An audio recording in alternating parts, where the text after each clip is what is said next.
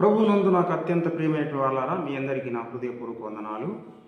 ఈ దినమందు ఒక ప్రత్యేక వాక్యాంశంతో మీ ముందుకు నేను వచ్చి ఉన్నాను. దయచేసి మీ బైబిల్లో విప్పి మత్తయి సువార్త 21వ అధ్యాయము 28 నుంచి 31 వరకు చదువుకుందాం. 21 అధ్యాయము 28 నుంచి 31 వచనం వరకు చదువుకుందాం. మీకేమి తోచున్నది? ఒక మనుషునికి 2 కుమారులుండిరి. అతడు మొదటి వాని వద్దకు వచ్చి, కుమారుడని, నేడు పోయి ద్రాక్ష తోటలో పని చేయమని చెప్పగా, వాడు పోను అని ఉత్తరమిచ్చెను. కానీ పిమ్మట మనసు మార్చుకొని పోయాను. అతడు రెండవ వాని వద్దకు వచ్చి ఆ ప్రకారమే చెప్పగా, వాడు అయ్యా పోదునను కానీ పోలేదు. ఈ ఇద్దరిలో ఎవడు తండ్రి ఇష్టప్రకారం చేసిన వాడని వారిని అడిగాను. అందుకు వారు మొదటి వాడే అని. చూడండి దేవుని బిళ్ళారా, మనం చదువుకునే లేఖన భాగాన్ని విషయమై చిన్న మాట ప్రార్థన చేసుకుందాం. ప్రేమామయుడ యేసురాజానికి స్తోత్రం. చదువుబడినటువంటి లేఖన భాగం చేత మాకు కావలసిన నీ వాక్య సందేశాన్ని అందించి మమ్మల్ని నీ యొక్క సత్యమైన మార్గంలో నడిపించ కోరుతూ మా ప్రభువుని రక్షకుడైనటువంటి యేసుక్రీస్తు పేరిట ప్రార్థించి వేడుకుంటున్నాం తండ్రి, ఆమేన్. చూడండి, దేవుని నమ్మిన వారైనా దేవుని నమ్మని వారైనా ఈ భూమి మీద మానవ చరిత్ర అంతా కూడా విధేయుడు కానిటువంటి వారి మధ్యలో ఉండేటువంటి సంభాషణ లేదా వారి యొక్క జీవన సంబంధమైనటువంటి చరిత్ర. కాబట్టి విధేయులు అని అంటే ఎవరు? దేవునికి విధేయులు. అవిధేయులు అంటే ఎవరు? దేవునికి అవిధేయులు. ఈ లోకంలో ఉన్నటువంటి మానవులైనటువంటి వారు విధేయులకు అవిధేయులకు మధ్య కొనసాగేటువంటి ఈ చరిత్రను మనం ఎప్పుడు చెప్పుకుంటేటువంటి వారమై ఉన్నాం. అయితే ఇక్కడ మనం గుర్తించాల్సిన విషయం ఏంటిదనంటే, అపోస్తలుడైన పౌలు రోమిలో రాస్తూ మొదటి వచనం మొదటి అధ్యాయంలోని తాను ఏమంటున్నాడంటే, నేను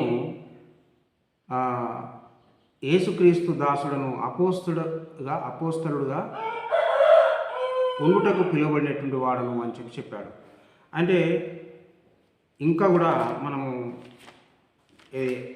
ఫిలిప్పీలో రాసిన పత్రికలో కూడా మనం చూసినట్టయితే, ఫిలిప్పీలో రాసినటువంటి పత్రికలో 2వ అధ్యాయము 7వ వచనంలో కూడా మనం చూస్తుంటున్నాము. ఇక్కడ యేసుప్రభు గురించి చెప్పబడినటువంటి మాట మనం చదువుతుంటున్నాము. మనుషుల పోలికగా పుట్టి దాసుని స్వరూపం ధరించుకొని తను తానే రిక్తునిగా చేసుకొనేను అని చెప్పి మనం చూస్తుంటున్నాం. అంటే మనుషుని పోలికగా పుట్టి దాసుని రూపం ధరించుకోవడానికి యేసు ప్రభు ఇష్టపడ్డాడట. చూడండి దేవుని బిళ్ళారా,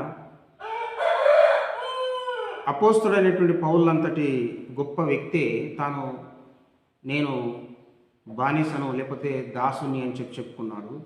అది ఇంగ్లీష్లో చూసినట్టయితే అది బౌండ్ సర్వెంట్ అని చెప్పి రాయబడ్డది. అంటే కట్టు బానిసకు స్వేచ్ఛ ఉండదు, యజమాని చెప్పిందే చేయాలి. అయితే ఇక్కడ యేసు ప్రభు కూడా అలాంటి దాసుని అని చెప్పుకుంటున్నాడు. అంటే తండ్రిని యజమానిగా భావించుకుంటూ తాను చెప్పిందే చేయడానికి ఇష్టపడినటువంటి వాడు యేసు ప్రభు. ఇప్పుడు ఈ దినాల్లో మనం చూసినట్టయితే చాలామంది దేవుడు తండ్రి మేమందరం పిల్లలు అని చెప్పి విర్రవీగుతున్నారు. కానీ వాస్తవంగా ఇప్పుడు పౌలు అంతటి వాడే లేదా యేసుక్రీస్తు అంతటి ఆయననే తమను తాము దేవుని ఎదుట దాసులుగా ప్రకటించుకున్నప్పుడు మనం ఎంతటి వారం? వాస్తవంగా మనము ఆయన పిల్లలని అనిపించుకోవడానికి యోగ్యులమా అని చెప్పి కనుక మనం ఆలోచన చేసినప్పుడు మనం ఎన్నటికీ యోగ్యులుగాము. ఎందుకంటే వారి అంతటి విధేయత మనం కలిగి ఉన్నామా అన్నది ఈ దినాన మనం చూడవలసిన విషయం. చూడండి, విధేయులు ఏం చేస్తారు? చూడండి, విధేయుడైనటువంటి దాసుడు సామెతల గ్రంథం 17వ అధ్యాయంలో సామెతల గ్రంథము 17వ అధ్యాయము మొదటి 2వ వచనం మనం చదువుకున్నట్టయితే, సామెతల గ్రంథము 2వ అధ్యాయము 17వ అధ్యాయము 2వ వచనం, బుద్ధిగల దాసుడు సిగ్గు తెచ్చు కుమారుల మీద ఏలుబడి చేయును, అన్నదమ్ములతో పాటు వాడు పిత్రార్జితము పంచుకొను అని చెప్పి రాయబడ్డది. ఒక యజమానికి కుమారులు ఉంటే ఆ కుమారులతో సహా ఈ యొక్క బుద్ధి కలిగినటువంటి దాసుడు, అంటే ఆ యజమానికి నమ్మకస్తుడైనటువంటి దాసుడు లేదా విధేయుడైనటువంటి దాసుడు వారితో పాటు ఈ యొక్క తండ్రి యొక్క ఆస్తిని పంచుకుంటాడట. ఇక్కడ మనం చూసిన 13:13లో కూడా చూస్తాము సామెతల గ్రంథంలో.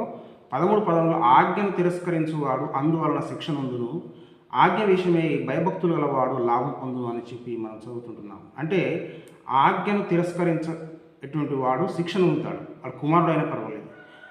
మరి ఆజ్ఞను ఏది శిరసా వహించి దానికి మరి విధేయత చూపించినప్పుడు ఆ వ్యక్తి లాభం పొందుతాడని చెప్పి రాయబడ్డది.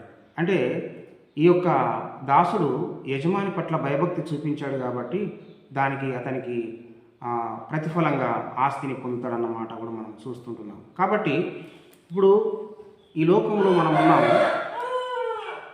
దేవుడు తండ్రి అయితే తండ్రికి రావాల్సినటువంటి ఘనతను మనం తీసుకొచ్చే వారంగా ఉండాలి. అదే దేవుడు యజమాని అయితే మనం దాసులుగా ఉండి ఆ యజమానికి భయపడాలి అని చెప్పి మాలాకి గ్రంథం 1వ అధ్యాయము 6వ వచనం కూడా మనకు సెలవిస్తుంది. అందరూ కూడా చదవవలసిందిగా మనం చేస్తున్నాం. అలాగే ఇక్కడ మనం చూడండి, ఈ ప్రపంచంలో ప్రభువైన యేసుక్రీస్తు తన యొక్క తండ్రి యొక్క చిత్తము నెరవేర్చడానికి లేదా తండ్రికి విధేయుడు కావడానికి తాను ఎంతటి శ్రమలు అనుభవించాడు. అందుకోసం మనం హెబ్రీయులకు రాసినటువంటి పత్రిక ఒక చక్కని మాట మనం చూస్తుంటున్నాము. 5వ అధ్యాయం అనుకుంటా. హెబ్రీయులకు రాసినటువంటి పత్రిక 5వ అధ్యాయంలో ఒక చక్కని మాట రాయబడ్డది. 5వ అధ్యాయము 8వ వచనం. 5వ అధ్యాయము 8వ వచనం మనం చదువుకుందాం. ఆయన కుమారుడయుండి తాను పొందిన శ్రమల వలన విధేయతను నేర్చుకోలేను. చూడండి, తండ్రికి కుమారుడైనప్పుడు మరి శ్రమలు పొందవలసిన అవసరం లేదు. కానీ యేసు ప్రభు తండ్రి ఎదుట దాసుడుగా భావించుకున్నాడు కాబట్టి ఒక దాసునికి వచ్చినటువంటి శ్రమలు తనకు కలిగినాయి కనుక అతడు విధేయతను నేర్చుకున్నాడట. కాబట్టి మనము కూడా విధేయత నేర్చుకోవాలనంటే దేవుని ఎదుట మనం ఏదో కుమారులం అని చెప్పి విర్రవేగదు. ఎందుకు కుమారులం అని చెప్పి విర్రవేగదు అని అంటే, చూడండి, నీవు నీ తండ్రి ఎదుట సంపాదించిన ఆస్తి, తండ్రి తాను కష్టపడి సంపాదించిన ఆస్తి పైన నీకు ఏమాత్రం కూడా ఎలా సంపాదించాడన్నది తెలియదు. కానీ దాన్ని నీవు దాని పట్ల నీ యొక్క వారసత్వపు హక్కును నువ్వు కలిగి ఉన్నావు అని చెప్పి నువ్వు విర్రవీగుతూ ఏం చేస్తుంటావు అంటే, తండ్రి సంపాదించిన దాని మీద ఉన్నటువంటి ప్రేమ తండ్రి మీద ఉండదు. అంతేకాకుండా నీవు మరి ఆ తండ్రి నువ్వు సంపాదించిన దాంట్లో నీ యొక్క ప్రమేయం లేకపోతే నీ యొక్క శ్రమ ఉండకపోవచ్చు. అంతేకాకుండా నువ్వు గర్భముగా పెంచబడి ఉండవచ్చు. నువ్వు అది ఎంత సంపాదించినవో దాని విషయంలో మరి ఎంత సంపాదించాడో దాని విషయంలో నువ్వు ఏమాత్రం కూడా అవగాహన కలిగినటువంటి వ్యక్తిగా ఉండకపోవచ్చు. కాబట్టి మరి నువ్వు నిజంగా కుమారుడవైతే ఆ తండ్రి ఏ విధంగా సంపాదించాడో అంతటి అవగాహనను కలిగిన వాడవైతే ఆ తండ్రి యావదాస్తి మీద నిన్ను ఒక వారసునిగా చేయగలడు. కానీ నీవు విచ్చలవిడికి పాల్పడినప్పుడు, విచ్చలవిడి జీవితానికి అలవాటు పడినప్పుడు నువ్వు తండ్రి యొక్క ఉద్దేశాలను, తండ్రి ఏ విధంగా సంపాదించాడో, అంతేకాకుండా తండ్రి ఎంతటి కష్టాలను అనుభవించాడో అన్నటువంటి విషయం పట్ల నువ్వు ఏమాత్రం కూడా అవగాహన లేనటువంటి వ్యక్తిగా ఉంటావన్నమాట. అందుకోసము ఆ గారభావం అనేటువంటిది తండ్రి యొద్ద చేయగలవు, కానీ యజమాని ఎదుట చేయలేవు. కాబట్టి యజమాని చెప్పింది చేయాల్సి ఉంటుంది. ఎందుకనంటే అక్కడ నీదేది కూడా ప్రేమ మమకారాలు చెల్లుబాటు కావు. కనుక దాసుని ఎదుట నువ్వు ఖచ్చితంగా నువ్వు వినవలసినటువంటి విధేయత చూపవలసినటువంటి వాతావరణమే ఉంటుంది. కనుక యేసు ప్రభు కూడా అలాగనే తండ్రి యొక్క చిత్తము నెరవేర్చే విషయంలో ఆయన ఎన్నో శ్రమలు అనుభవించాడు. చూడండి, ఈ లోకంలో ఉంటుండగా మరి యోహాను సువార్తలో కూడా తాను తండ్రి యొక్క చిత్తము నెరవేర్చే విషయంలో తాను మరి ఆయన చిత్తమును నెరవేర్చుటయు ఆయన పనిని తుదముచ్చట విషయంలో మరి అన్నముతో పానముతో సమానంగా ఎంచుకున్నాడు. అంటే తండ్రి యొక్క చిత్తము నెరవేర్చే విషయంలో అన్నపానాలతో సహా మరి త్యజించి అవసరం పడితే ఆ యొక్క ఆకలిని దాహాన్ని ఓర్చుకొని కూడా తాను ఆ యొక్క చిత్తాన్ని నెరవేర్చే విషయంలో ముందుకెళ్ళాడు. అంతేకాకుండా మరి యేసు ప్రభు మనం ఫిలిప్పీలకు రాసినటువంటి పత్రికలో కనుక మనం చూసినట్టయితే 7వ 6వ వచనం నుంచి మనం చదువుకుందాం. 2వ వచనం నుంచి 2వ అధ్యాయం 6వ వచనం నుంచి. ఆయన దేవుని స్వరూపము కలిగిన వాడై ఉండి దేవునితో సమానంగా ఉంట విడిచిపెట్టకూడని భాగ్యమని ఎంచుకోలేదు, కానీ మనిషిని పోలికగా పుట్టి దాసుని స్వరూపము ధరించుకొని తను తానే రిక్తునిగా చేసుకున్నాడట. అంటే తనకున్న ఆధిక్యతలన్నీ కూడా వదిలేసుకొని రిక్తుడై ఖాళీ అయి. 8వ వచనము, ఆయన ఆకారమందు మనుషుడు కనబడి మరణం పొందునంతగా, అనగా శిలువ మరణం పొందినంతగా విధేయత చూపిన వాడై తను తాను తగ్గించుకున్నాను అని చెప్పి రాబడింది. అంటే తనకున్న ఆధిక్యతలు, తండ్రి యొక్క ఎలాంటి గొప్ప గొప్ప ఆధిక్యతలు ఉన్నాయో వాటన్నిటిని కూడా వదిలేసుకొని తాను మరి దాసుని స్వరూపం ధరించుకొని శిలువ మరణం పొందినంతగా విధేయత చూపిన వాడై తను తాను తగ్గించుకున్నాడట. శిలువ మరణం ఎవరికి ఇస్తారండి?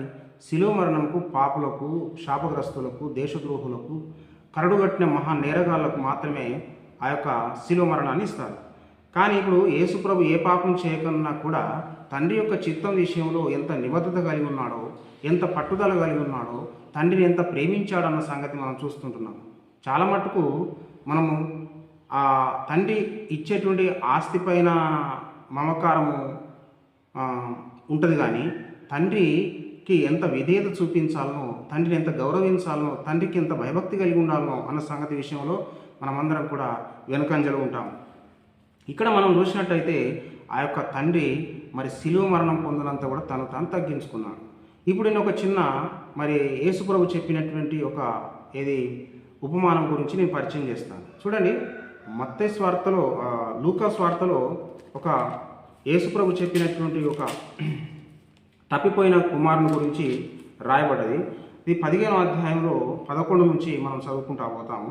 కానీ అక్కడ మనం చూసినట్టయితే ఒక తండ్రి కుమారుడు తాను ఏం చేశాడు?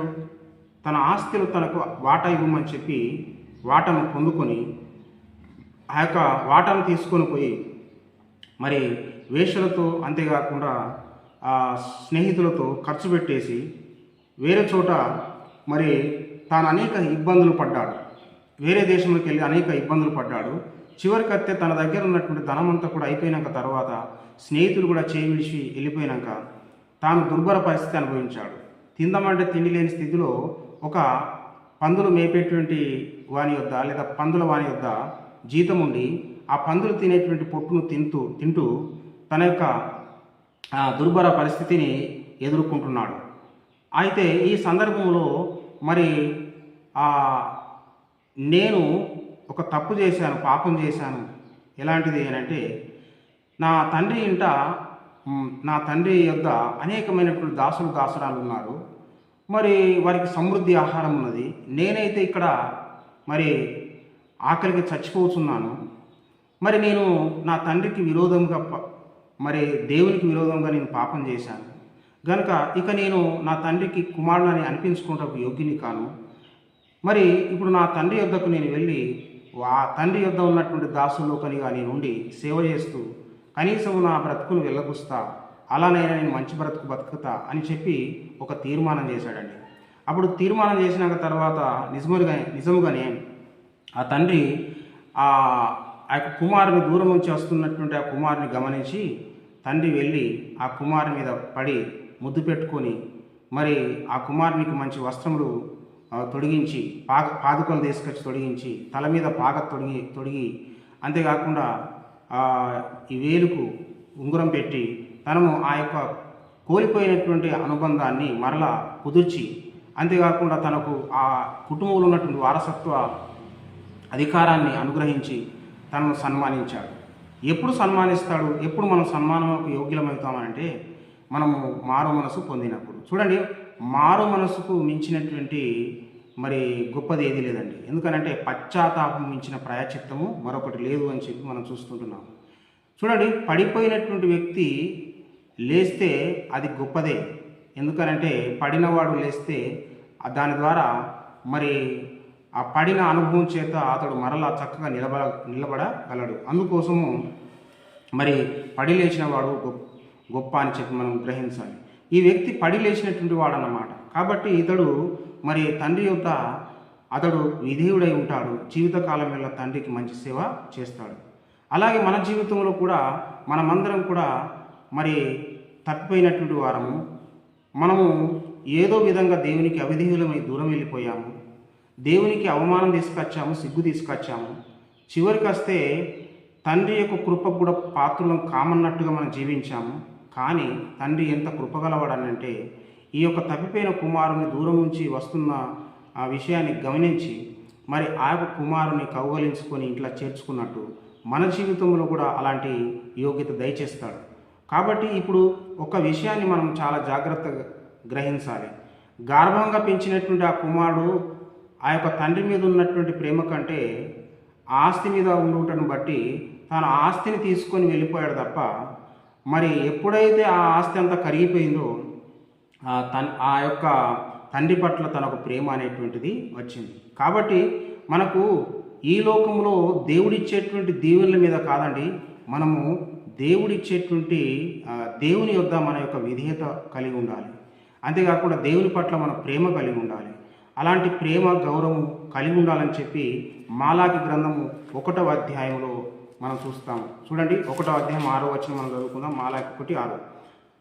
కుమారుడు తన తండ్రిని గణపరచును కదా, దాసుడు తన యజమాని గణపరచును కదా. నా నామమును నిర్లక్ష్యపెట్టు యాజకులారా, నేను తండ్రినైతే నాకు రావలసిన ఘనత ఏమాయను? నేను యాజకుడినైతే నాకు భయపడువాడు ఎక్కడ ఉన్నాడు అని సైన్యములకు అధిపతి యెహోవా మిమ్మును అడుగుతున్నాడు, లేకపోతే అడగగా. కాబట్టి దేవుడు తండ్రి అయితే మరి ఆయనను గణపరచాలి, ఆయనను గౌరవాన్ని పెంచాలి. అంతేకాకుండా దేవుడే యజమాని అయితే నువ్వు ఆయనకు భయపడాలి, ఆయన ఆజ్ఞలో నడవాలి. నడిచి ఆయనను సంతృష్టి చేసినప్పుడు ఆయనను మరి ఆయన నామాన్ని హెచ్చించినప్పుడు అప్పుడు ఏమైపోతావనంటే నువ్వు తప్పకుండా దేవుని యొక్క వారసత్వంలో ప్రతి వాటాను నువ్వు పొందగలవు. కానీ అదేమి చేయకుండా నువ్వు చేసేటువంటి ప్రయత్నం ఏదైతే ఉన్నదో అది ఏమాత్రం కూడా తగదు. ఎందుకనంటే మరి నిజమైనటువంటి దాసుడు, బుద్ధి కలిగినటువంటి దాసుడు కుమారులతో సహా ఆస్తిని పంచుకుంటాడు. మరి విధేయుడైనటువంటి వాడు ఆ ఆజ్ఞలకు భయభక్తులు కలిగి జీవిస్తాడు. కాబట్టి అలాంటి కృప మీ అందరికీ దేవుడు ఇచ్చి అనుగ్రహించునుగాక. మీ అందరికీ నా హృదయపూర్వక వందనాలు. మరి దయచేసి ఈ యొక్క ఛానల్ను ఆదరించండి. అందరూ కూడా లైక్, సబ్స్క్రైబ్ చేసుకోండి. మరి దయచేసి మరి మీరందరూ కూడా నా కోసం ప్రార్థన చేయవలసిందిగా మనవి చేస్తూ ఈ మాటలు నేను ముగిస్తుంటున్నాను.